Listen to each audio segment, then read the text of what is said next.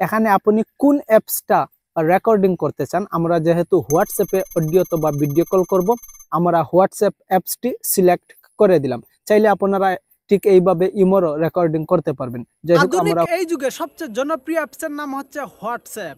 WhatsApp হয়ে উঠেছে মানুষের দৈনন্দিন জীবনের তথ্য আদান প্রদানের প্রথম এবং প্রধান হাতিয়ার। শুধু যে চ্যাট করা যায় তা ঠিক নয়, চ্যাটের পাশাপাশি অডিও এবং ভিডিও কল করা যায়। অনেক সময় অডিও এবং ভিডিও কল রেকর্ডিং করা মানুষের জরুরি হয়ে ওঠে।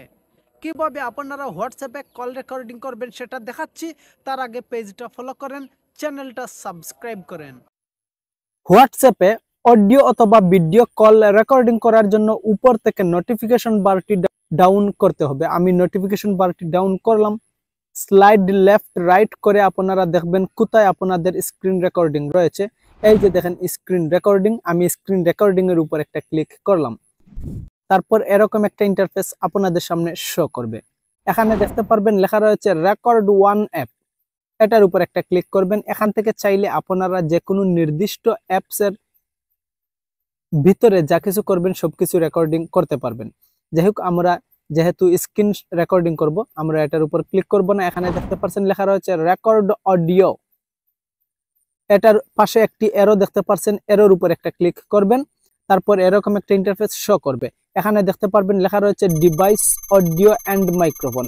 এটার উপর একটা ক্লিক করবেন, অর্থাৎ আপনি যে মাইক্রোফোন লাগিয়ে কথা বলেন তাহলে সেটারও অডিও রেকর্ডিং হবে, অথবা আপনার ডিভাইসে যদি কোনো কিছু প্লে হয় তাহলে সেটাও রেকর্ডিং হবে।